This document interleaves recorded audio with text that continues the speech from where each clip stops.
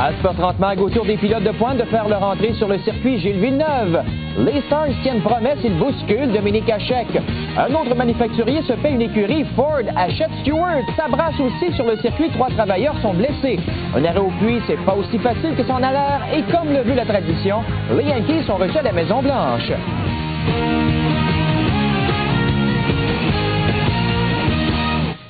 Bon vendredi, mesdames, messieurs, bienvenue à Sport 30 Mag. On s'approche de plus en plus de la présentation du Grand Prix du Canada. Et absent pour la plupart lors de la journée porte ouverte mercredi, les têtes d'affiche de la Formule 1 se sont pointées enfin le bout du nez sur le circuit Gilles Villeneuve hier.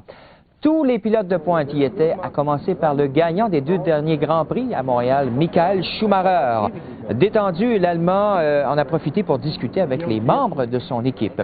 Des visages un peu moins connus du public sont aussi arrivés sur le site, comme le Brésilien Pedro Diniz, pilote chez Sauber, de même que l'Autrichien Alexander Wurz, membre de l'écurie Benetton. Jean Alesi, qui a remporté la seule victoire de sa carrière à Montréal en 1995, alors qu'il défendait les couleurs de Ferrari, était présent. Mais le point de mire de cette journée a encore une fois été, bien sûr, Jacques Villeneuve. Le pilote de Barr a répondu à d'autres questions des journalistes qui avaient eu la chance de le rencontrer lors d'une conférence de presse mardi. Déjà, on n'a pas encore terminé une course. Donc, faire moins bien que les 5 premiers Grands Prix, ça risque d'être très difficile, surtout après Imola où j'ai même pas fait un tour. Et on a vu lors des dernières courses, que ce soit Imola, Monaco et surtout en Espagne, que la voiture est compétitive, qu'on peut se battre aux avant-postes. Et là, on est persuadé qu'on va terminer le Grand Prix, donc c'est facile d'être motivé.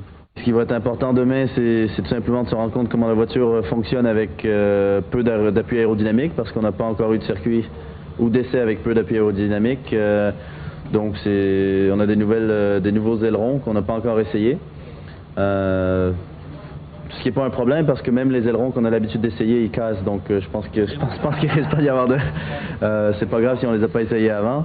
Et puis de voir aussi comment se comportent les pneus sur cet asphalte pour essayer de régler la voiture pour le reste du week-end. Je suis très confiant parce qu'après les points qu'on a marqués à Barcelone, je viens ici avec toute l'équipe, avec beaucoup de morale. En plus ici, je me suis trouvé toujours assez bien. J'aime bien le circuit, la voiture semble de marcher pas mal, elle a l'air de marcher pas mal ici, et donc on verra. Et l'Italien Alessandro Zanardi est un autre pilote qui a fait son apparition sur l'île Notre-Dame. Zanardi, qui a remporté le championnat des pilotes en série kart l'an dernier, connaît une saison difficile en Formule 1. Membre de l'écurie Williams, il n'a terminé qu'une course, soit à Monaco, alors qu'il a pris le 8e rang à 2 tours du gagnant. Et la performance n'est pas suffisante pour marquer des points ou gagner des courses. Maintenant, ça c'est la situation chez la Winfield Williams, mais surtout chez moi. Moi, j'ai eu beaucoup de problèmes, spécialement avec la fiabilité de la voiture. Je n'ai pas fini aucune course except Monaco. Et moi, je ne suis pas très heureux avec ça. I don't think that he doesn't need my help, really. He has a lot of experience. But it's a different Formula One, as you just said, and it takes maybe a bit of time to get used to. But I'm pretty sure Alex is going to make it, and hopefully not too quick. Lorsque Jacques Villeneuve a décidé de quitter l'écurie Williams pour s'allier à son bon ami Craig Pollock pour fonder l'équipe Barr, il ne s'attendait pas à connaître autant d'ennuis. Bien, Villeneuve n'a pas complété une seule des 5 premières épreuves de la saison. Une seule fois a-t-on vu une voiture Barr franchir une ligne d'arrivée, Mika Salo, lors du Grand Prix d'Espagne. Villeneuve aurait aimé faire mieux, mais refuse de se laisser aller au découragement. Non, on pensait quand même avoir déjà des résultats. La voiture, je pense qu'on a démontré qu'elle est compétitive pour se battre aux avant-postes. Ça on le savait, donc ça on l'a démontré. Par contre, on était persuadé au moins en arrivant ici avec on était persuadé d'arriver ici avec des points ou même un podium. Mais en fait, c'est depuis Imola que la voiture est très compétitive. En course à Monaco aussi, on était très rapide. Donc la voiture a toujours été compétitive. On l'a juste très mal utilisée en Australie et au Brésil. Je suis confiant que la voiture va être très compétitive ici. Maintenant, il faut arriver au bout. Mais c'est vrai qu'il y a eu énormément de frustration, mais en même temps, toute l'équipe a été très relaxe depuis le début de saison. Et heureusement, parce qu'il y a eu tellement de travail à faire, il y a encore tellement de travail à faire que s'il n'y avait pas cette ambiance, les choses se passeraient mal maintenant. Je pense que les gens auraient déjà commencé à baisser les bras. On a toujours été très proches avec Craig, donc nos discussions n'ont pas changé, c'est juste que maintenant ça a plus d'influence. Cette écurie a quand même été construite un petit peu autour de moi parce qu'on est parti d'une feuille blanche et on l'a toute bâtie. Donc on l'a bâtie un peu comme on voulait. Donc de ce côté-là, oui, ça a eu une influence. Nous reviendrons à la Formule 1 dans quelques instants. Non, la Formule 1, le géant automobile américain Ford a annoncé hier qu'il se portait acquéreur de l'écurie Stewart. La transaction qui survient quelques jours avant le Grand Prix du Canada est évaluée à 235 millions de dollars canadiens. L'achat de Stewart par Ford met un terme à des mois de spéculation et des rumeurs qui allaient bon train depuis le début de la saison de course. Jackie Stewart, qui célébrait incidemment son 60e anniversaire hier, demeurera à la tête de l'écurie portant son nom. Les installations de Stewart resteront également basées en Angleterre. Ford fournissait des moteurs à l'écurie Stewart depuis son arrivée en Formule 1 il y a de cela 2 ans et demi. We want to take Ford back to the top of Formula One. We believe that now in modern day Formula One, you can no longer just build a car and strap an engine onto the back of it. Now you have to build the car and the engine as one individual unit. That's what we've been doing here with Stewart Grand Prix and Stewart Ford in the last few years. We will continue to do it in the future, but now we will continue to do it with much greater stability and the vast technical and financial resources of Ford Motor Company behind it. Maintenant, 3 travailleurs de la Formula One Administration ont été blessés hier après-midi lorsqu'un camion a heurté une structure servant au commissaire de course. Les 3 travailleurs ont été coincés dans la structure et selon les premières constatations, ils souffriraient de blessures à la cage thoracique. Ils ont été transportés à l'hôpital aménagé sur l'île Notre-Dame. 2 d'entre eux ont reçu leur congé, alors que le 3e a été transporté à l'hôpital Sacré-Cœur pour subir des examens plus approfondis. Beaucoup d'actions hier sur la rue Crescent qui accueillait incidemment les amateurs de course automobile. Plusieurs activités étaient organisées dans le cadre du Grand Prix, dont le traditionnel concours d'arrêt au puits.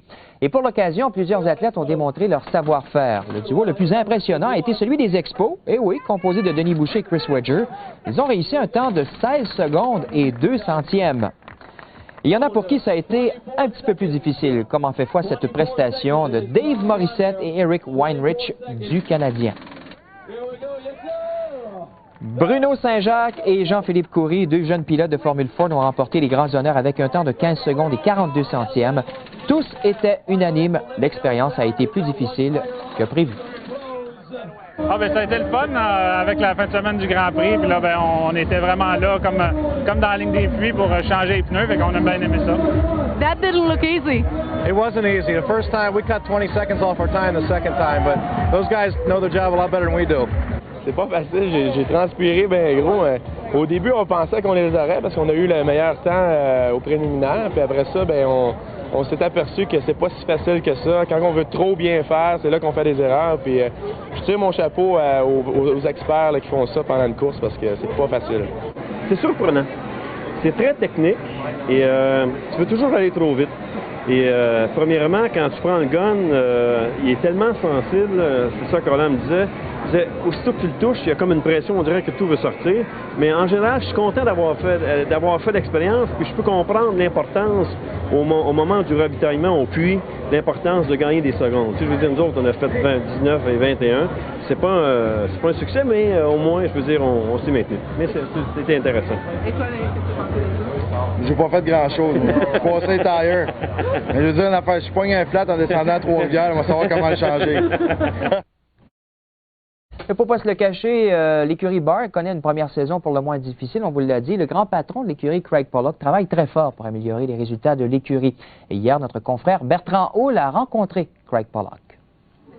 Alors, Craig, vous avez mentionné en début de saison que les autres écuries avaient tendance un peu à ricaner dans votre dos. J'imagine que ça a changé depuis Imola et l'Espagne.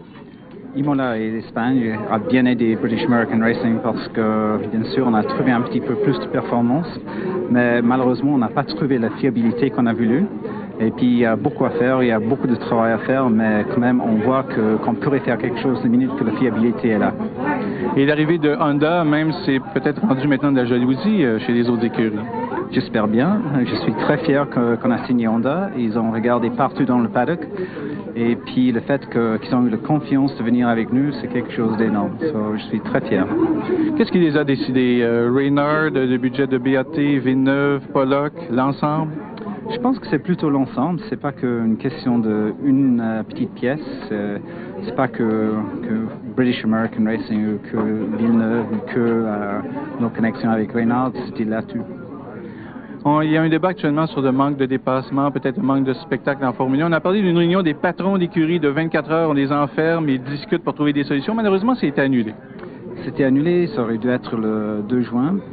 Et puis c'est très dommage parce que maintenant, aujourd'hui, dans l'F1 moderne, il n'y a pas assez de dépassement. On a vu ça aux dernières courses avec Michael et Jacques. Jacques devant, c'était impossible pour Michael de dépasser. Ça devrait changer. Si ça ne change pas, je pense que c'est assez dangereux pour l'F1. Est-ce que vous avez quelques idées à leur suggérer? Je pense que chaque patron d'écurie va avoir les idées. Et puis c'est pour ça qu'on devrait faire cette réunion de 24 heures, de vraiment mettre un brainstorming session ensemble pour sortir quelque chose pour le mieux pour l'F1 pour le futur. Maintenant que Jacques a son motorhome sur des circuits, on dit qu'il est près des mécaniciens, que ça aide un peu à la motivation. Est-ce que c'est vrai? Alors ça, c'est l'idée de nous, c'est l'idée de Jacques et moi. On a vraiment voulu que ça marche bien. Et puis en IndyCar, c'était très bien, c'était très fort. Et puis là, je pense que ça a bien marché parce qu'il était bien entouré. Et puis c'est ce qu'on a essayé de faire avec le motorhome, avec les gens autour de lui. Comme ça, il s'occupe que de pilotage. Dernièrement, vous avez sûrement rencontré vos ingénieurs. Est-ce que vous avez un échéancier? Est-ce qu'on peut dire qu'à partir peut-être de mi-saison du Grand Prix d'Allemagne, la BAR sera fiable? On espère à partir de Canada, ce sera fiable. C'est un petit peu le home Grand Prix pour British American Racing, surtout pour Jacques, mais on est très bien accueillis ici et puis on aimerait bien faire ici. Et la fiabilité, peut-être ça va venir ici aussi.